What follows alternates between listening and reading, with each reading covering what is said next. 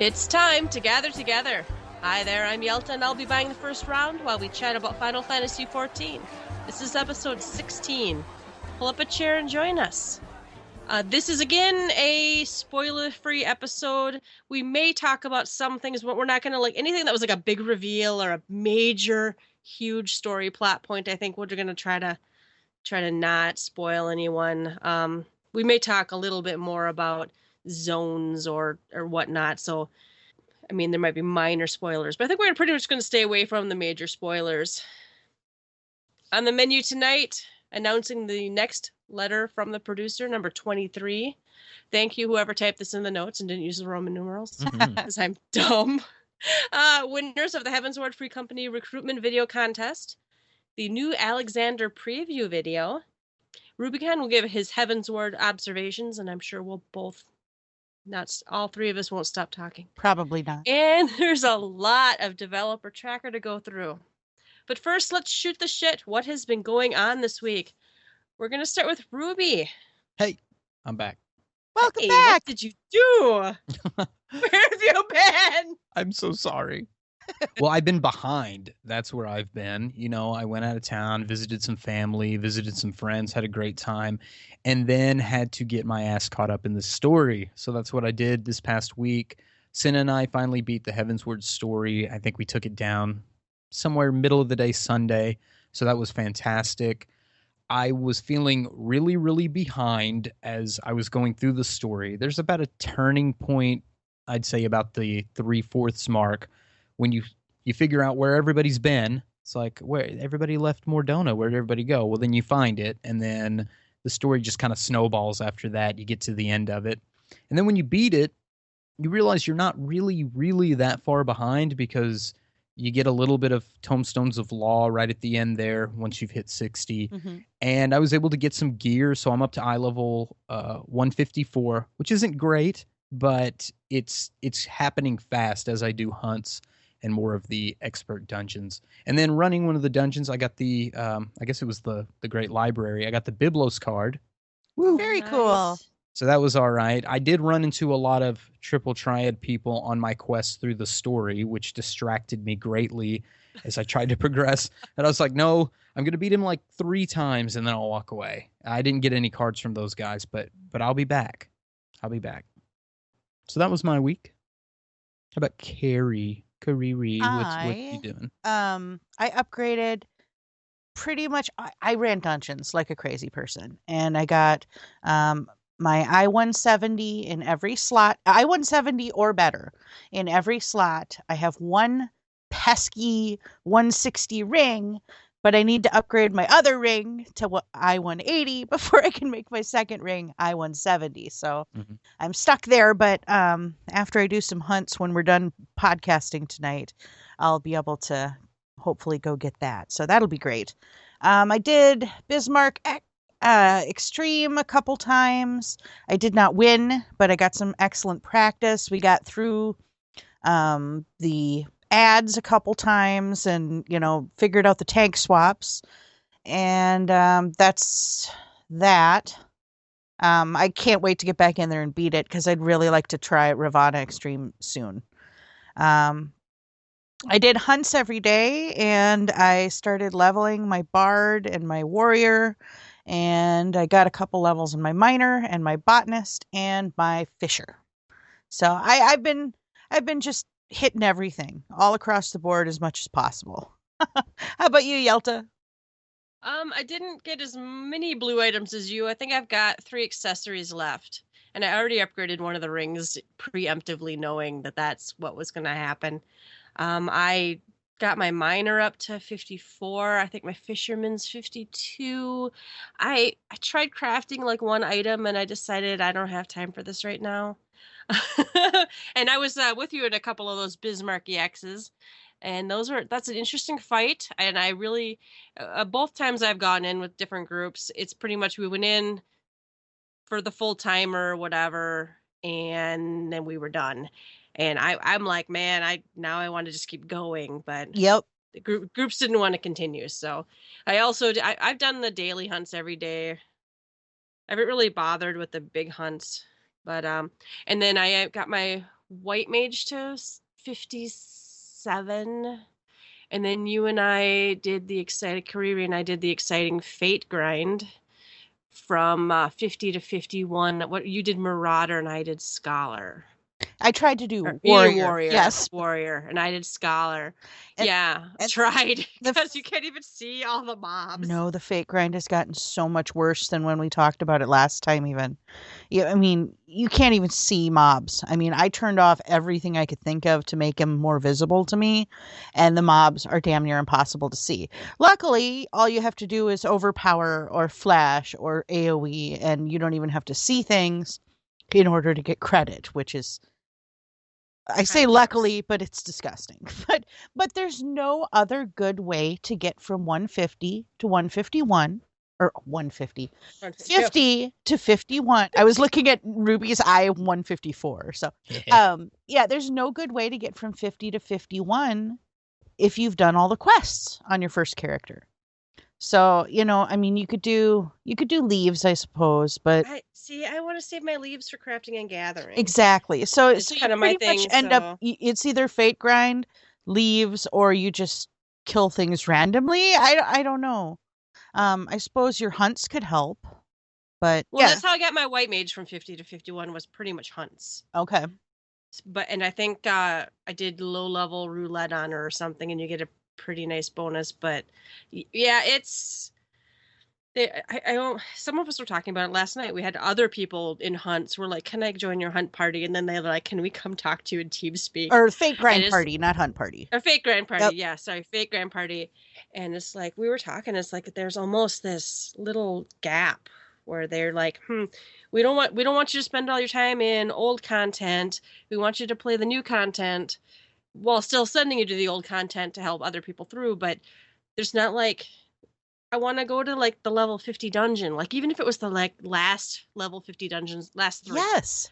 Let's say that was the only ones you could get your XP to keep going or something. But it's like, anything's got to be better than fate grinding. But anyway, yeah. So that's also what I did this week is I complained a little bit about a couple of minor, and this is still pretty minor, but minor downsides of the Heavensward expansion. All right, first round news. There will be a letter from the producer live, part 23. It's on Friday at 4 a.m. Pacific time. What is that? 6 our time. Yep. Yeah, it's Friday. Maybe I'll get up. But it'll be in Japanese. Does it say anywhere that this is going to be in English too?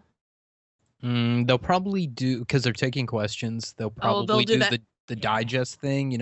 Matt Bayonne will translate the stuff. But no, I'm not waking up for this. Well, it's all questions. Yeah. And you won't wake up for it. You'll stay up for it. Yeah. So, I'm not going to stay up for it. I'll read it on my break at work. There you go.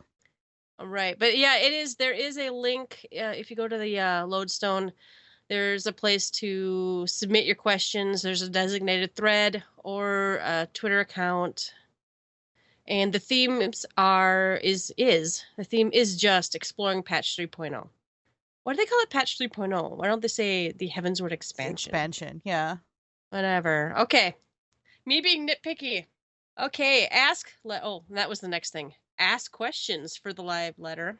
And and if you're using Twitter, do it to @FFXIV, FF_XIV_EN, and use the XIV live hashtag. So that's that. They did announce the winners of the Heavensward Free Company recruitment video contest. There were lots and lots of winners. Oh my gosh, there's a ton. They did them by data center, and I can't even see all of the winners on one data center on my screen. I honestly did not look at any of them. Did anybody check any of them out? I opened the couple on our server, and I didn't even watch them fully. I just started one, and I heard what's his name, Hildebrand music, and I went, okay, I don't care about this. So I turned it back up. I mean, they probably did a really great job. I am not putting that down. I just there's 3 from ours that won on Excalibur. It's the Eternal Garden, Please Be Careful, and Dragon God Night King. So those were our winners, and congratulations. What did they get? Do we They got remember? a choker. They got a Mandragora choker. Oh, okay. So, Oh, yeah. Yep. That's nice. You know, Excalibur has a lot of people on it. To only have 3 winners, there was only 3 entries. That had to have been the case. You think? I mean, no offense to these people. I'm sure they're great videos, but I think they were going to do like 10 winners from each server tops. Wow. I don't even see Gilgamesh looks like there's 10. Yeah, Man. Balmung has 9. Balmung has a lot. Yeah. Yeah. People must have just not entered. They must not have entered. Well, we kind of thought about it, but it never really... Yeah, but we felt like it was a conflict of interest because we're not recruiting. Exactly. So it's like, Yeah. We're like, should we I do want it? all the chokers, and I'm sure the community team would have been happy to give us a choker, but we didn't enter. We don't want you. We don't want any people. No. Stay out. What else? Oh, the dungeon preview. Raid dungeon preview, Alexander. I watched this on my cell phone screen, so I don't really have a whole lot to say. It looks goblin-y, guys. It looks great. It does, yeah. And I'm a big Goblin fan. I think I mentioned it last week. They're one of my favorite game monsters to play with. So I was very excited to see that it's going to be goblin-y. Yeah, they're super cute. It was a really cool look to it. It's like golden, of course, very clockworky, very, I guess, steampunky in a way. Steampunky. You got all the gears, like gold gears, but there's a little bit of like a blue neon-y glow. So I wouldn't call it steampunk per se. There is I wouldn't call it Allegan, but there's some electric type element to it. So it had a really neat look. And then even at the end, we had a little bit of a gear preview of the stuff, and it had shared the same look. Yeah. I'm not sure what I think about the music. Did you guys... I'll be honest, I listened at work, or I watched it at work, so I didn't get to see or listen to the music.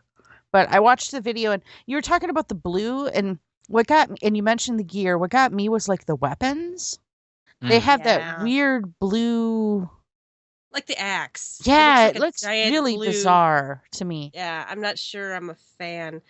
But looking at the mobs and things that they show, they've got those mechanical crabs and stuff. I don't know, they were so neat, just the different goblin technology that you would expect, which I thought was really, really super. Yeah, and models we haven't seen before. Exactly. I don't think they gave us a full look at some of those robots, but you saw turrets at the bottom of them or on the sides of them, and these are models I haven't seen currently in the game. No, it looks new to me. Yeah. Yelta, you mentioned the music. I actually like the music to it. It does have a robot-y, electronic sound, but the difference to me when you listen to, say, Azislaw's music in the Heavensward expansion, where it's very like robot-y and like kick-assy robot. I don't know. It's hard for me to describe because I'm not doing a very good job of it. But Azislaw is like a kick-assy robot. This one is like more like, I'm energetic, I'm running, super upbeat. I'm upbeat, I'm gonna beat robots. I'm gonna sing that now the entire time we're in there tomorrow. Robots. Gonna beat robots. Yeah, and we're going in tomorrow because it starts this week. Yeah, well, and our static doesn't actually run on Tuesdays, but Kariri and I were talking, and we were like, we want to do the pants on head blind run. Totally. Yeah. I'm into it. It will definitely be pants. I don't even know if I have a good pair of pants to wear into Alexander yet. Working on some tomes. Maybe I'll have a good pair to wear into it. I don't even know if I guess there's not really an eye level requirement because we'll be going in as a full group. I'm definitely not even going to read anything tomorrow. I don't want to know anything about it. I want to go just in get blind. face rolled. Because people are going to be writing about it all over the place. Because people will be showing up there as soon as maintenance is done. Well, within an hour, there'll be a well-known strat. And did you watch a video? Yes, and I don't want any part of that for my first run through in here. And my computer's locked up solid, and I can't see my other monitor. Oh, no. That's gross. But I can still talk to you guys. So Oh, we love I it. don't really understand. Yeah, that monitor just was like, nope. You were talking shit about Alexander and the goblins. The technology, they took you down. Technology was like, fuck yeah. Oh man. All right, what are we? We were talking about. Let's see, gear preview. Oh, next we're going to talk about Ruby's observations of Heavensward.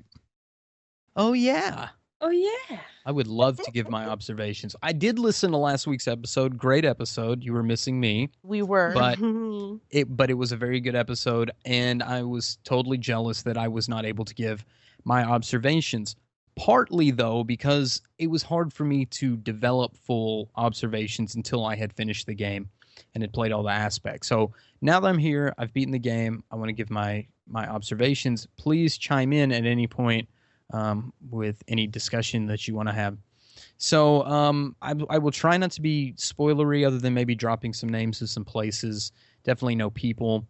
Like I said, we had a late start, so initially when we got into it, I was kind of bummed. Everybody else was far ahead. I think at one point we jumped in to help with like an airship build, and we were like, what the hell is going on? I had no clue. It's like, just give me back to the story. I need to finish. So we did our thing. We finished. And, part of I was almost depressed, and I kind of realized that the start of the game is super depressing. Like, you get into the game, and the mood for Heavensward is all like ice and snow and lonely, and then you've got that theme with the opera singing girl, and you're just like, oh. So I was partially bummed out because I was behind, but partially the mood of the game was getting to me.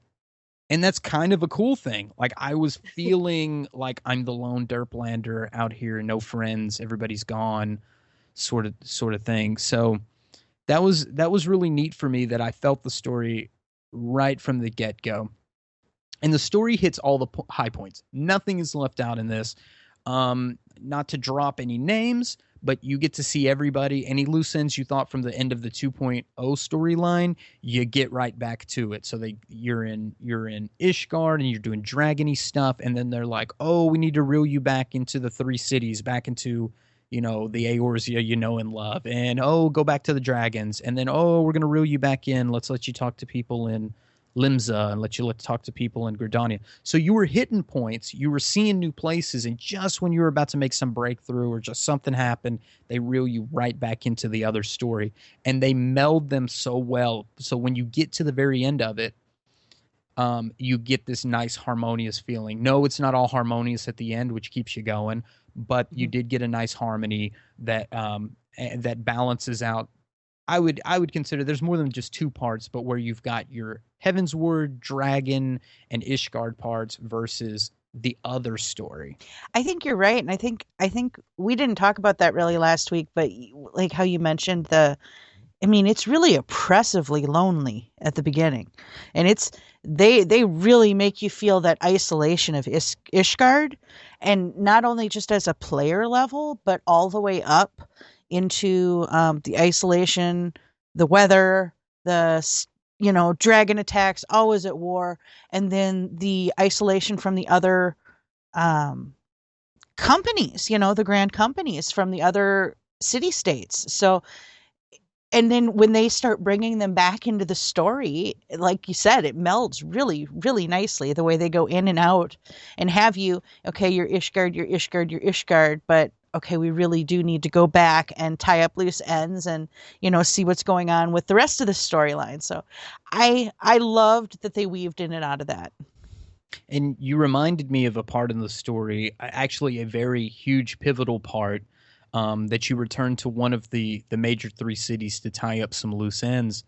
And even the I would guess the denouement or the resolution of that little bit of the story, when you see someone and everything, quote unquote, goes back to normal. I think you girls understand where I'm talking about. I do. Early on, everything kind of goes back to normal with like a handshake, but how much had been lost, and for things to go back to normal leaves you empty inside too.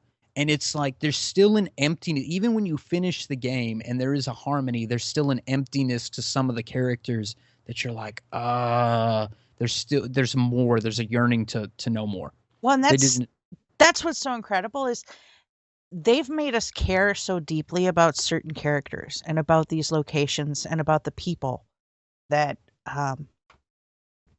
even in your victory, you feel that sadness. And I know that seems, a little over dramatic, but it's true. It's like these people are missing, or, the people who are there have lost something along the way too. So it's just really, I was blown away by Heavensward. I really was. I thought it was beautifully done. Well, and even when you finish a quest or a quest line and the quest is complete, but it's not resolved. Yes. Right? Mm-hmm. Know that there's still this, this is still an issue and that's still an issue. And okay, we fixed this, but what is it going to set off in the story? Mm-hmm. Yep. Very pleased with the story. Not so much pleased that they changed the voice actors. Oh, yes. Was real disappointed that Urianger's voice actor changed. Merle bugged the shit out of me. Merle Wibbs, it kind of got to me a little bit. I liked the change of the Alamegan kind of got a little Scottish. I noticed that. Yeah. So that was kind of cool. Most everybody else's voices, like Alphino, I thought Alphino was okay. Everybody else was all right, and the ones that they did keep, I love. But I loved, and I always butcher his name, Enchefant, or whatever his name is, Enchefant. Yeah. It starts with an H, and you don't pronounce it, and ends with I love his voice, and I love Almeric's voice.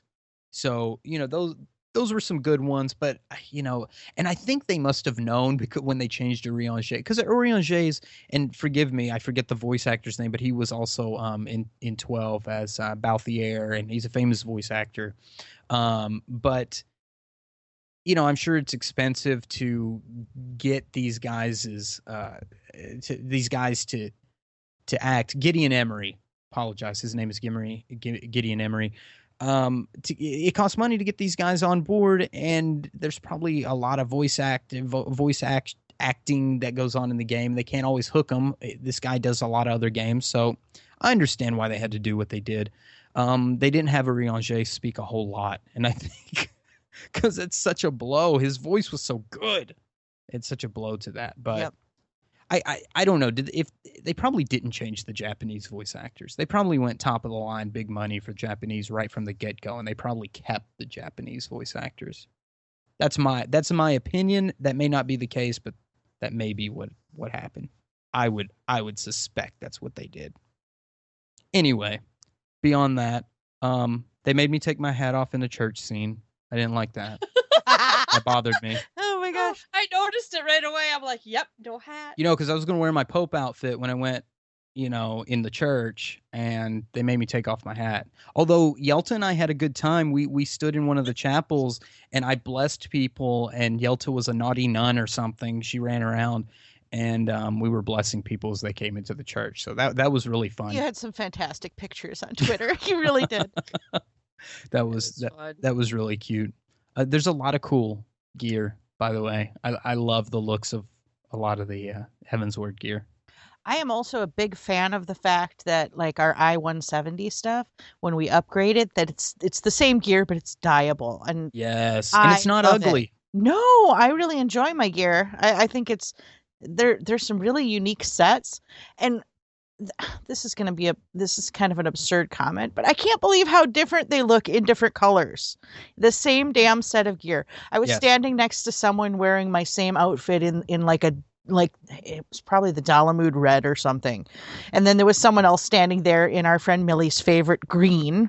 And, there was a whole line of people in my gear set in different colors, and they were just lined right up. And they looked amazing, and they all looked completely different, and they all looked like, I don't know, personalized. It was really great. So some gear sets, when you dye them, things like the lapels or the sleeves or whatever, will take on another dye color. Mm-hmm. Another dye color that's in your set. Like, for example, some of my gear, the newest gear, has a for healers has a kind of a green trim, and it's marble green. And if I Mhm. pair that just right, I can do that for the gloves and the boots and accessorize it. So Cool. I've been having a good time kind of playing with the dyes and then seeing what the outlying colors are and seeing if I can match that to the gloves and the boots. So I mean it's fun, but I get what you're saying because I dyed that new top, the healer one, a bright white, the pure white, and it's so beautiful. It stands out, and it's different than just a normal white because different things change. Very very cool gear. Very happy with the gear. I'm also going to throw out there my favorite thing that I just discovered is I was able to dye my sword and shield pink. Oh, Best thing ever. Oh my God, they're so cute. Kariri's the Pink Ranger. I am, sure. I am the pink, fierce little Lala tank. Yeah, no, it, it, it's just so adorable, and I was so happy that they allowed us to do that with the sword and shield. And I hadn't. Are you able to do that anywhere else before Heaven's Word? I don't remember dyeing sword and shield ever before. The Relic only maybe. main hands you could dye relics. You could. Yeah, I could dye my relic. Okay. But the only other thing I know you could dye is like some of those the high end crafting items, like that the crafters actually use. I think you could dye the Lucius. Okay. But that's all I can think of. I can't think of a shield you could dye, but I don't ever use a shield. So maybe. Cool. What about the maybe music, Ruby? What you think? the music, fine. The music is fantastic. I was gonna get to the music. Let me see here. Where are my notes? I do have a lot of notes. I'm going off of my Okay. observations. The music. Okay. The zones having continuous music like 11 is awesome. And I wish they had done this before, but I understand why they didn't. I know that 1.0 had continuous music, but they didn't necessarily fit the zones. I didn't think, my humble opinion. 2.0 went a different route. Soken decided he wanted these little clips of stuff that you could chain together and make a song. And they're great. They're fine. And they give a good, and they were atmospheric. Like they lend themselves to the atmosphere. They work with it. But they're not really like full-length songs. Even the dungeons weren't that way to begin with, and then we finally got like full-length dungeon music. And these zones now in 3.0 in Heavensward have this continuous theme that reminds me of 11, and it feels like 11 so much. Did you girls feel a lot of 11, like a lot of Chains of Promathia or something out of this? I did a little bit. Not overwhelmingly so, but it popped into my head more here than it did throughout 2.0 at all. For sure. Yeah. And I think it depends on the zone. It depends on what mobs you're looking at. Hint, hint, nudge, nudge. There's a lot of 11 mobs that pop up. So keep your eyes open for 11 stuff as you progress. But I did get a good 11 feel when I heard continuous music. The music is awesome. The dungeon music is incredible because most of the dungeons, save like one or two, are an arrangement of that zone theme. I don't know if y'all picked up on that. Oh, yeah. It's totally like a little arrangement of what zone that dungeon is held into. And depending on the zone, sometimes the dungeon music is cool and sometimes it's fucking rocking. Like it's like when you get into Azus Law and you get into like the Fractal Continuum. Oh, yeah. That's the one I liked from the dungeon preview. Now, you mentioned, Kariri, that you did not like the jazzy tune, which ended up being the Great Google Library, which was kind of an arrangement of the Hinterlands theme. Did it grow on you? Did you ever change your opinion? I honestly, I have only been in the library once, and I queued for my clear. I queued an in progress, so I haven't even gone through the whole thing with all of the atmosphere and everything, so I can't even be fair to it. You didn't fight the book? I did fight the book. Yes, that's where I queued in. Okay. Yeah, no, that's where I started.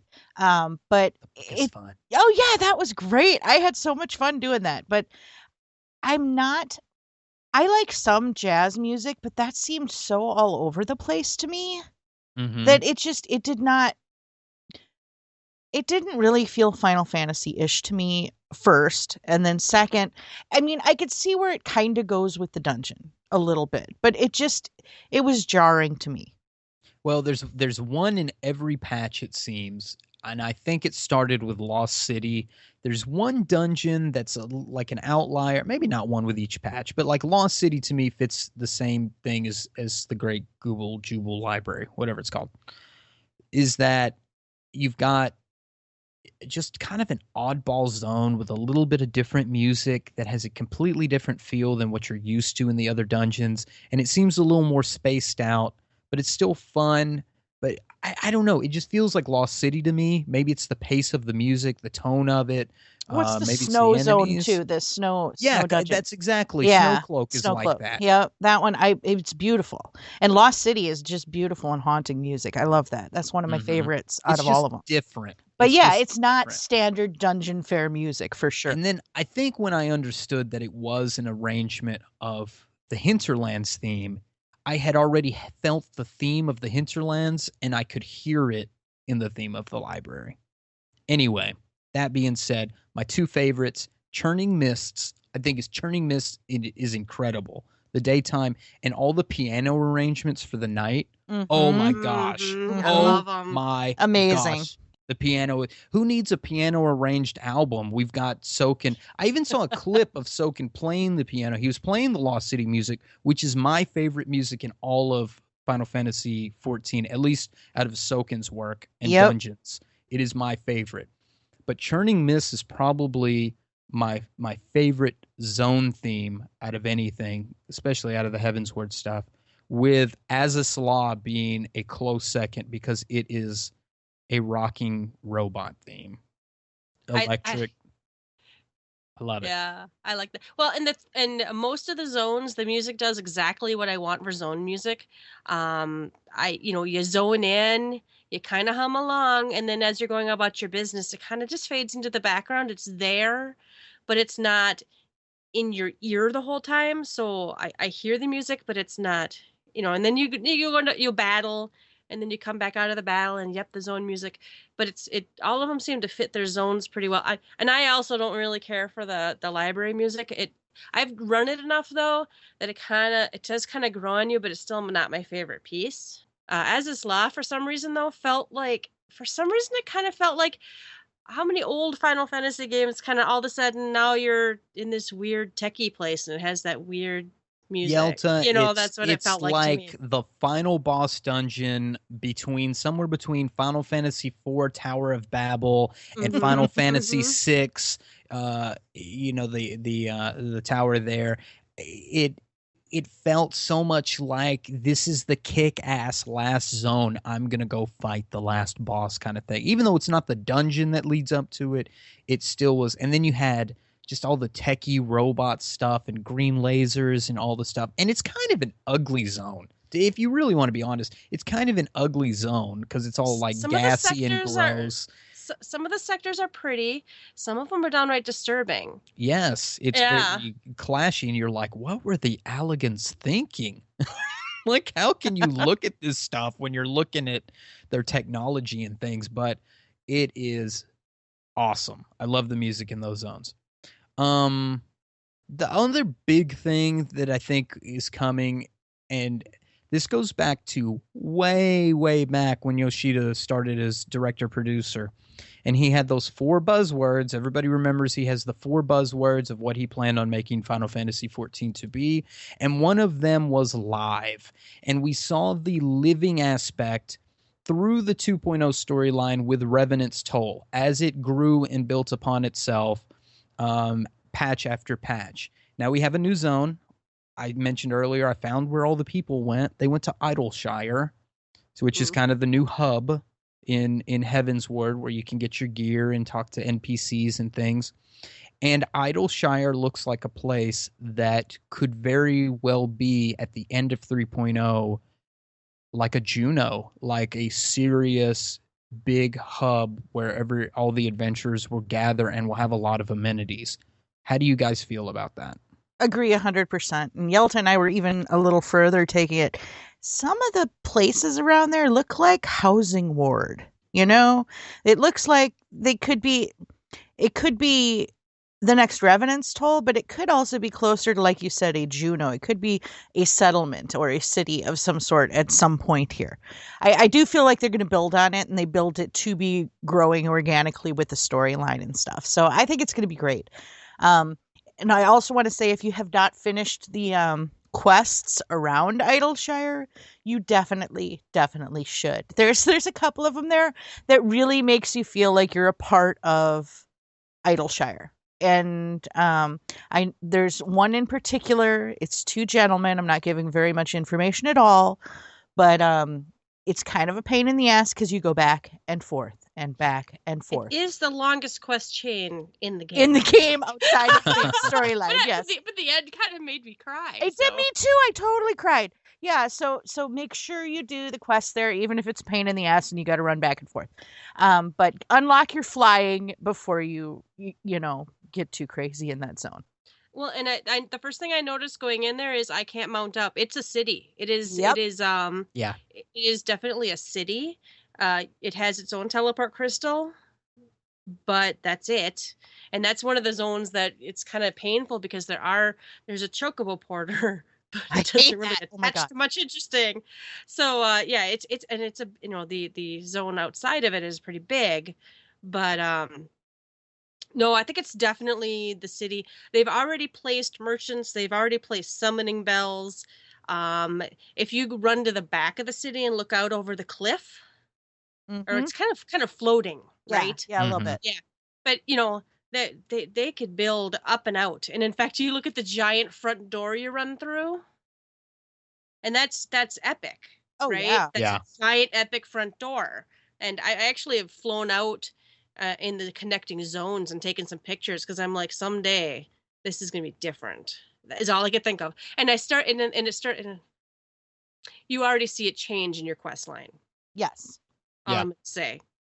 So I think it's definitely might be the new Juno. Kariri and I talked about it. Might be someday because I don't think they're going to let us live in Ishgard.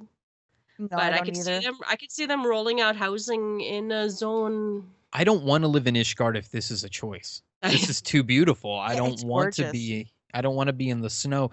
Does the hinterlands not look like what Kawarthis was? It is, yeah. That's what it looks like to me. It's totally what Kawarthis was. But yeah, it's kind of mountainy, a lot of mountainy, gray stone, grassy fields, a gray blue sky. But we get a lot, rivers and stuff. But I think it's more beautiful than what we saw in old Kawarthis. And I think you both hit it where it could be a zone for the housing as they build across, because not to give too much of the lore, but you could see that there had been previous housing in an adjacent area. Why would there not, with aetheryte crystals and things, be able to have a housing zone? And this is where I would want it. It's beautiful out here. Well, and it's different enough. I mean, Ul'dah has its desert theme, and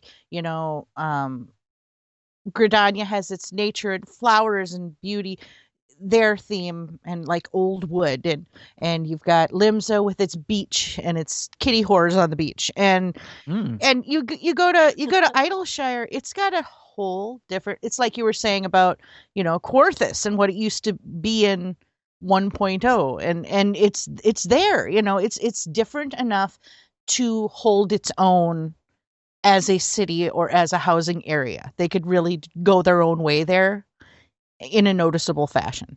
And they have swimming pools, so. Oh, that's right. Well, speaking of the beauty of these zones, something I want to urge people to do is when you find the lookout places, take a snapshot, look around, find the beautiful picture, the vista there, find what you're supposed to be looking for, and take a screenshot. I've taken screenshots and left and tried to come back, and I think the little dot disappears if you've already done it, and that kind of sucks because I want to go back and take the picture some place I forgot. But one place I did not forget is in the hinterlands. It is, I guess it would be east of Idleshire, that nice big doorway with the shell on the top of it. There's a vista there that you can look at it and take a picture, and I swear it is the most beautiful screenshot I've ever taken in game. It looks like it's done in watercolor. It is the background of my desktop right now. I'll post it for y'all. I think I probably could post it on Twitter at this point. You totally should. I want to see. I don't think I found that one. The sky is like purpley gray. It's just at dusk, but you can see the green of the little shell at the top of Idleshire's doorway. Awesome. So please go to those vistas, take pictures. It's not just for XP. Go take some. You do get XP, so it's actually kind of awesome. But they're vistas for a reason. They didn't just throw darts at a map and say, "Let's put one here." They're beautiful. Rapid fire, the last stuff. Legacy players early in the game, you actually get a little bit of a different dialogue than people who did not. I say legacy, I mean people who beat Nail Van Darnus in 1.0. You get a little bit of a different dialogue early on than people who didn't. It's very minor, but it was enough that I recognized it, and hopefully you will too. I didn't mention Falcon's Nest because I thought Falcon's Nest would kind of be the living area until I found Idleshire. Me, and almost everyone. Because like as soon as I thought, oh man, Falcon's Nest, they're gonna build that up. I do think it'll grow. I think it'll grow, but but like I was the second or third person I saw in our free company chat anyway who was like, man, I wonder if they'll build it up, Falcon's Nest up like Mordona. And this is like before you even got there, Ruby. So and then even that day someone's like, just wait. You'll know it when you see it. Yep. I also teared up during that quest chain when they talked about it being buried under snow. Yes. So, I know. Sad. I miss 1.0 in that regard. Leveling was slow to me a little bit. Everybody talks about or Yoshida talks about the quest will take you there, but there are gaps. But it was different for me. My gap felt more early on, and then when I hit around 67, it kind of snowballed. Like I was cool after that. But a lot of people had trouble between like 68 and I'm sorry, 68 until 57. I'm saying 60s, but I mean 50s. I had trouble around 50. Had trouble until about 57, and then it snowballed. But people said they had trouble after 57, 58 getting there. That's where I got stuck. 57, I had to do like 3/4 of a level, and then 58 I had to do over half, like 57 I had 1/4 of a level left. 58 I had 3/4 of a level left, and 59 I had like half a level left. That there were no quests after I'd done every quest in every zone. I had gaps there. So, but yours came before that? It did, because I didn't do the quest like I should have, and then I did the quest like after. So I was somewhere between like there was somewhere between like 53 and 55 that I wasn't doing the quest right. Like I didn't do quests in Dravnavian Forelands or something. And then I started doing quests again when I got around Mogholm, and then it got better for me. Although there's a shitload of quests in that area. I had so many level 55 quests that I saved them and did them on my white mage later. Oh, that's nice. Yeah, there was a lot. Well, I still have a ton of 53s than I didn't. Okay, yeah. So, but something else, I'd wanted to break the monotony, although quests were the best experience for me. I tried to do fates, but it didn't seem like anybody were doing fates in the Heavensward zones. No, they all abandoned almost immediately. They're better experience, but nobody was doing them. It was like me and 2 other dudes. It's like, well, what the hell's the point? I'm wasting 10, 12 minutes at a time on this when I could, go to Northern Thanalan and get 14K experience every time I... 21K. 21K every fate. Yeah, so I was just, standing where the other people were and casting holy, and that I would do that for like maybe that last 1/4 on 2 or 3 of my levels. So fix that, Yoshida. That doesn't seem right at all. Well, where are our personal classes or jobs hunt log? Where they got rid of that hunt log completely. Yeah. I was looking for it. In fact, I made a big deal before the servers went down. I had never finished my Black Mage ones. I'm like, I got to get these caught up so that when Heavensward comes out, I can start on my level 51 ones, and there weren't any. Lame sauce. Well, quickly, I will also say that although I love White Mage, it feels really fun. I'm enjoying my new toys, which, by the way, White Mage pretty much plays the same. It just has like scholar tools. I get like a nice little hot bubble, and I get I get what's that one A cure seize? thing? Well, a What was size, that? A yeah. size, and then That one's great. you get the bubble. Tetragrammation, which you get at 60, really doesn't feel that great to me. Maybe it was great, back when. What's the scholar ability that lustrate? I guess it is the one they nerfed. That like instant heal that nerfed. That Yeah, was like a use the fourth stacks. heal or something, and used a stack, and now it's like 700 potency. Well, that's what I got. Tetragrammation is 700. It's kind of lackluster. I wish they would up the potency on that guy, but it's just got more toys. However, and maybe all the job quests are like this. The story was lame. Mine was horrible. Mine was not impressive. It was lame. It was like follow the grandchild of the Great White Mage Master's apprentice or assistant. So you're following the assistant's granddaughter, who's following you as your cleansing taint. I'm the Great Taint Cleanser. That's what Oh my God. We cleanse taints. Cleanse the taint.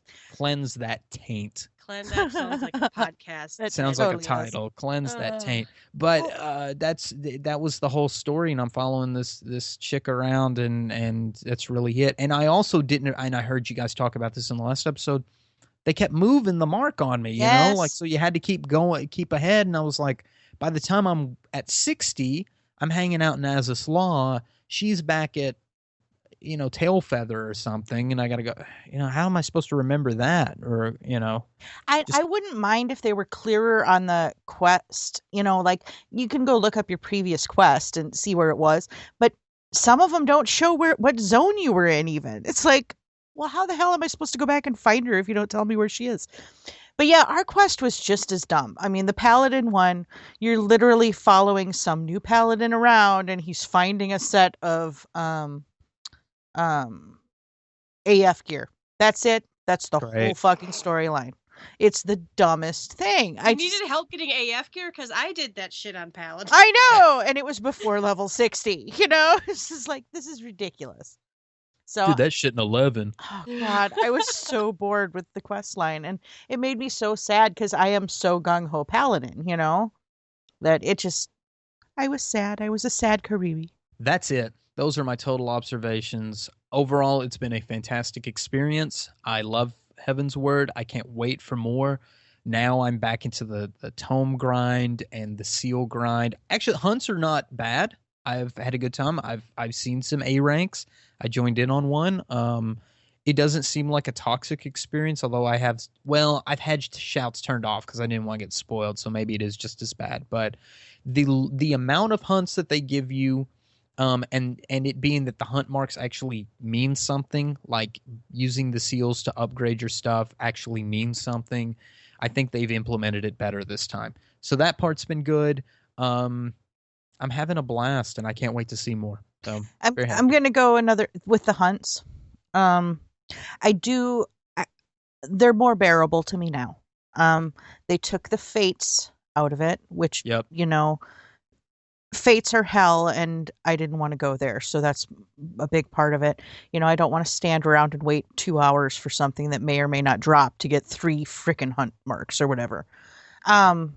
So I'm liking them better. I've been able to do all of mine relatively quickly every day since I realized that they didn't make me want to kill myself anymore. But at the same time, I absolutely do not like having our upgrade items for the best gear in the game as of today, not tomorrow, but today. The best gear upgrade items in the game should not come from the most ridiculously casual content in the game. Period. That's where I stand on that one. Well, and everybody who was hitting the fates really hard, like that first week, because we're finishing up week 2 now. Yes. Yep. So I think a lot of the people they're probably better now. But when I was doing, I had joined a hunt link shell and everything, and it was still all you pulled early and pull time is this, and and people getting called out and people. Things being dead as you ran to them, and it was not really that enjoyable. But you don't need that many. What are they called? Whatever the clans. clan Centurion somethings, yeah. Yeah. Which is from 12, which I also wanted to mention. There is a lot of stuff. This is one last observation. They pulled a lot of stuff from the other Final Fantasy games. Tons of them. There's one stuff, there's two stuff, there's three stuff, there's four stuff. If you watch all the way at the very, very last bit of the game after the credits, some place that will go that you got to go in 4, I believe, will come about. There's a lot, 6 stuff for sure. Oh yeah. There's a lot of cool. They mentioned some stuff. They mentioned something from 8. Anyway, a lot of stuff. They also didn't do it in a ridiculously overt manner. They blended it in ways that made sense. There? Yeah. Is that cloud? Yeah. But it wasn't like the lightning fate. Yeah, exactly. No, not at all. That's all I can think of is it made it fit our world, because I own it. It made it fit the 14 universe. They didn't shoehorn it in. And there's music and characters and other things, and it never really felt. I think I said the exact same thing last week. It didn't feel like they really had to stretch it to fit it in. Yeah, it wasn't. That sounded really bad. It wasn't cheesy, and it wasn't like they forced it in. Yeah, it was great. Let me reel you back into the original topic because I got us out there on that. You mentioned that the point values, the seals or tomes, what have you, don't use as much. And even though this is gross to Kariri's effect here, to her point, there's not as many. It's probably like 1,300 or something seals to finish up to get all I-180 on all this stuff, and then about as many tomes. So it's really like you could be done with it in a relatively short period of time if you do your level 1, 2, and 3 hunt daily and you do your weekly one.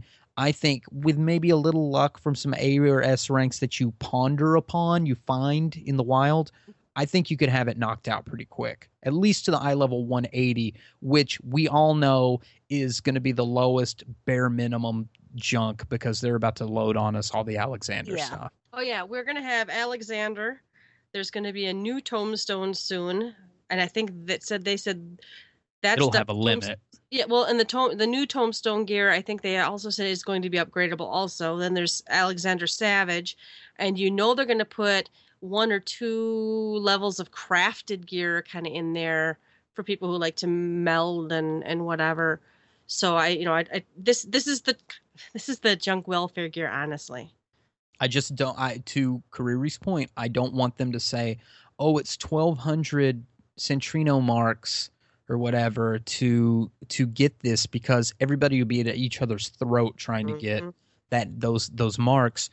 Having 100 here, 300 or something for the weapon. Ooh, that's enough. I don't tie me into hunts any more than you have to. I hate that it's the single solitary place you can buy it. Yeah, I mean or quest it or whatever. My hard line here is I want to stop bad behavior before it gets out of hand. Is my whole point on it. Because in this situation, yes, we're going to upgrade it next week. Yes, we're going to, or tomorrow even, yes, we're going to, it's not the top. It's going to be, this is the dark light. This is not a big deal gear wise, but as of now, it's the best thing in the game.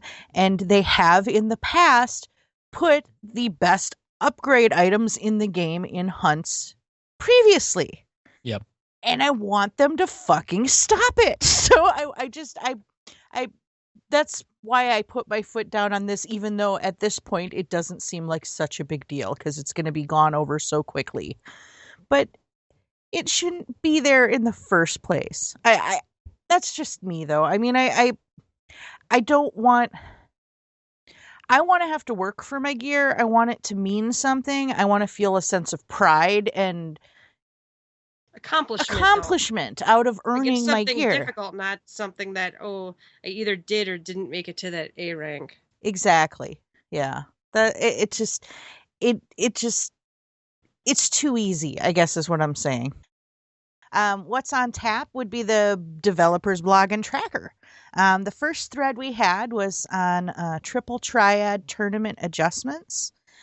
And they put out a message saying, in patch 3.0, we made adjustments to the points earned for triple triad tournaments so you can earn more points when matched against other players. However, as a result, the amount of points earned from NPCs has become lower than what we expected. Therefore, we're currently working to address this issue quickly. After the adjustments, you'll be able to earn the same amount of points you were able to get previously from NPCs. Can I get a hallelujah? Yeah. God, so bad. How was yours, Ruby? I didn't even do tournaments the last time. I was so into Heaven's Word.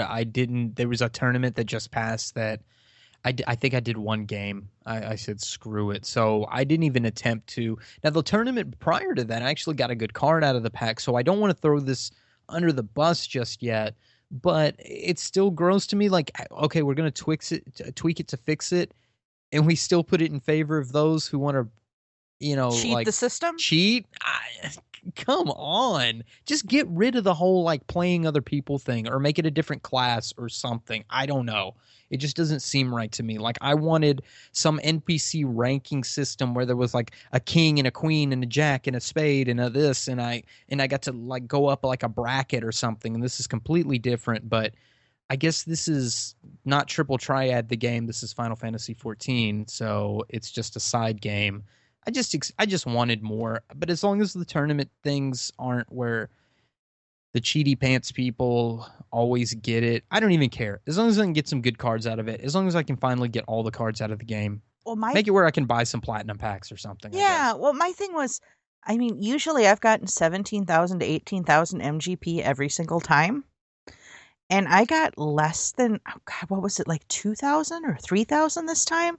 Oh, I'm wow. like, that is broken. That's just not even. Oh, well, I'm glad I didn't even play Yeah, it. I was never going to do tournaments 40 again. I was games. just totally not. What's that? It's 40 games, right? Yeah, it was 40 this time. I was just like, that. What a waste of time. Well, that's what the thread said. What a waste of time. What a waste of time. Now I understand that people played 40 games, which normally takes me about an hour. If I sit here, I'll get up like Sunday morning, get a cup of coffee, and I'm like, I'm going to bang out these Triple Triad things. So I take about an hour. I play, I try to play as good as I can. I don't want to lose too many matches. And, about an hour later, hopefully I walk away with 18,000 MGP. And you're telling me you walked away with 2 to 3. I would have said, fuck this. I'm not doing this again. Yeah, I was pretty much there. I was like, okay, I guess I'm done with tournaments, so I don't care about getting cards, It was just really sad to me. On a separate note with Triple Triad, I want to say, who put the Triple Triad table in our basement? Me. You rock, and that is so awesome. We also have a little gold saucer, like giant cactus decoration-y thing, and yeah, so we've got a little gold saucer place in our basement now, and it's so cool. So go Yelta. It needs better arrangement. I'm like, I'll slap these down, someone else will fix it. Let's see, what else do we have? There's a thread. It says dark side aura hurts my eyes, can't turn it off. And essentially, they said, we have relayed your suggestions in regard to the visual effects for Dark Knight's Action Dark Side to the development team. So they're taking a look at it, thank goodness.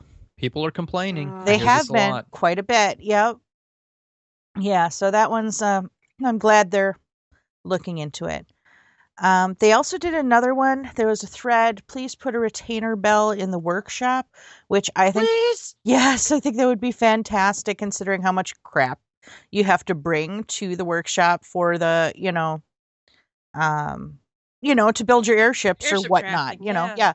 And Grekima said, greetings. While it won't necessarily be from the free company menu, we will be looking into making it so you can check on the status of materials you've collected for company crafting via the timers menu instead of having to go to the workshop each time. Additionally, we'll be looking to see if it's possible to check an airship's information even while it's out on a voyage. I thought that would be really cool, the timers menu. I go in there all the time to see what the Grand Company turn-ins are anyways. Yeah. So yeah, no, that would be a good place for it, and I think that we could get used to checking that. Well, did you catch something in that response? They never answered the original question. The original question was, please put a retainer in the workshop, and they pull a question from somewhere else in the thread where somebody else says, oh, well, can we view progress and next steps from the free company menu? And Grecomo responds to it, Oh but never my says anything about putting the gosh. retainer bell, which is what I hear from everybody. We need a bell down there. You really So do. maybe these little fixes will help you know how much stuff you've got in at any given time and what you need to. But we need a place to where we can pull them out of the bell so we can put them into the. I don't know. Maybe they want us to use their free company chest. Can 'Cause we there is set a free anything company in chest there? in there. Yeah, you got like there's 81 furniture? Coke Yeah. in there. No. Can you put furniture in That's there? what I I'm don't know. wondering. I don't think we've tried. What, in that room? Yeah. Yeah. Oh, Maybe we I could don't know. put a retainer bell in there. But no, you must not be able to, or else people would have already done I it. suppose they wouldn't be complaining about it if they were able to do it. So, huh. All right. Well, so that's one we still need answered, I guess. They have one more comment. They said, please, can we have a flying mount roulette? You know, we've got our mount roulette, our minion roulette. I love this idea because I always use my mount roulette and now I can't. And Grekema said, I have relayed your request for a flying mount roulette to the development team. Thanks for the suggestions. So that's pretty cool too. I still want them to give me, can I have the roulette, but let me check which ones go in the roulette. Oh, that'd be Let me pick my favorite 4. Yes, because there's a couple of them I really don't like. Do you have any of them you feel like you're slower on? Behemoth. Yeah, or you Yeah, just... I don't like Behemoth. I don't like Sleipnir, even though I paid good money for him. Yeah, I like my Sleipnir.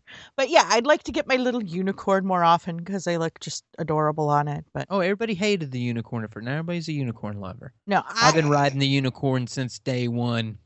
I ride my unicorn quite a bit. If I can't have my pink chocobo, if my pink chocobo's put away, and if I'm not gonna ride my oh my gosh, my what is that called? My big robot-y thing? Your Magitech? Magitech. If I'm not blowing up, people with my Magitech, then I always ride my unicorn almost. So okay, so informal poll. What's your favorite? What's your go-to flying mount? I'm such a I want the game to be as easy for me as possible, so I always just use my chocobo because my chocobo's out because I'm fighting with the chocobo and then I hop right back on the chocobo. Yeah, if I have my chocobo, it's my chocobo. If he's in training, it's Midgar Sommer. Oh, I love the Griffin. Do you? I never use my Griffin. Oh, it's my favorite. That's so cool. The way it flies and the way it looks just is. When he holds his wings out, like when you're flying a long gliding? distance and he's gliding, oh, it is majestic. See, I like it when Midgar Sommer glides. Just watching the wind current behind his little, the back. I keep thinking I'm going to get shot down at Midgar Sommer. I'm like, some dragoons are going to come and kill him because he's still only medium-sized Midgar Sommer, which is like his tooltip even says that. That's true. That's still true. Not the big one. Still not the big one. Yeah, it's pretty awesome. Oh, there's some funny tooltips. What was one that I read? Oh my gosh, I have to. Oh, it's the Galacat. Yes. Tool oh my god. tip. I retweeted that on Twitter today. Yeah, I'm gonna go look it up because it's pretty hilarious. "Quote unquote" masturbation. Spoiler. There it is. alert. Okay, rumors that the gods kill one of these adorable creatures every time a young man thinks pleasurable thoughts are unfounded. That's the tooltip on the Galakitten. Oh my god. Wow. Wow. Okay, let's see. There's one other thing. There was a new developers blog that came out just today. It was called Alexander the Great Raid. And it says, greetings, everyone. Kamate here, doing my best to keep my excitement in check as I sit here at the office on the eve of patch 3.01. The new dungeon raid Alexander is finally here. Are you ready? Text and screenshots won't do justice, so check out this Alexander teaser before heading into the Colossus. And then they show the Heavensward Alexander trailer thing again. And then it's got the picture of the armor and weapons again. And then it says, speaking of armor, the latest Eorzea collection video is out that shows off the summer lineup of Heavensward fashion. Keep a keen eye out for Easter eggs. Eat hearty and rest well tonight. Tomorrow we enter Alexander. That's right. Yay! Now, is this one I didn't even look at this Eorzea collection. Is this the one that came out a while ago, or is this this new? was a few weeks back. This Okay, yeah, I saw this one. It's in brand new. Yeah, I have it favorited. That's from June 18th. So now I know what the hell these places are that they're I know I should in. totally go back and watch it again now that, we know where they are and some of what they're wearing, I would suppose. Oh yeah, because that's it's very cute. And now we're all watching. Okay. Yeah, so that's just going over Alexander again and getting us all pumped up for it. Do we have any? I think that's it for our What's on Tap. Do we have any shout outs? Any last call? I have one shout out, and this is just out of left field, but last night, Sin and I were doing a dungeon. I think we might have been in Fractal Continuum, but we were doing one, and there were we got into a group, and she's a tank and I'm a healer, and we got into a group, and two black mages were in there, and they were twin Lalafels with the same last name, and they were a couple from the Hyperion server, and I'll butcher the names probably, but it was Kitoki and Shitoki Maitoki. Cute. Kitoki Maitoki and Shitoki Maitoki. And it was so fun, and it was cute because we're like, are you a couple? We're a couple too. And that's adorable. We just kind of bebopped through. We did horrible. We beat it, but we were just banging around or whatever. It was their first time, and we were like, whoa, and it was tough, and they were great though. And we just had a blast. It was so cute, and we were like, oh, we can't have each other's friends list. You, but no. Yeah, I love to friend you, but it doesn't work like that in this game. So bye. So shout out to them. They were really funny, really cute. Awesome. Oh, and I also skipped our happy hour. We actually had a email from let's see, Chief Dork 00. He said, I would love for Square Enix to make alterations to the Mana Cutter and Midgard armor mounts. Please allow us to drop Molotov cocktails from the Mana Cutter and make flying fire attacks from Midgardsormr. Being able to carpet bomb Mogholm and set the survivors alight would do much towards improving my in-game quality of life. Oh my gosh. It's this guy got against Moogle. He says probably all the fetch quests. Yep. This is my favorite. He says, regards, Brock Sampson, aka Koopo Strange Coop, or How I Learned to Stop Worrying and Hate the Mog. And he threw a keep up for good work on there. So thanks for the email. Oh, thanks. Send us more. We love to have email here on the show. And then I think it is closing time. As Yelta would usually say, you don't have to go home, but you can't stay here. You can find us on our Twitter at GTFFXIV or email us at gtffxiv@gmail.com. Our recordings can be found on SoundCloud at soundcloud.com/GTFFXIV, and iTunes. You can search for us at Gather Together or GTFFXIV. Ruby, where can we find you? You can find me on Twitter at Rubicon Vale, RUBICONVALE. And Yelta? You can find me on Twitter at Yelta Sumasu, YELTASUMASU. And I'm going to try this week. We do this once in a while. We're making bets. See if maybe we'll do a blog post. It could happen. I think we might wait another week before we start posting spoilers. But I'd like to. We do have a topic we want to cover. Yeah. I don't even remember. Well, hell, by next week we'll be talking about spoilers anyway. We'll be spoilers next week. All right. True. So you can try the blog, but the last post you'll see is like Dreams of Ice Patch. SumaSuSisters.blogspot.com. Awesome. And I am on Twitter at Kariri Sumasu, KARIRISUMASU. And as Ruby mentioned, next week we're going to hit a spoilerific episode of Spoilers. So if you don't want spoilers, don't tune in next week. If you want to hear all about what we thought about the main storyline and where things came from and where things are going and who died and who's in charge and, everything that's going on and everything we learn, tune in. Otherwise, we will talk to you later. Bye. Bye. Bye-bye.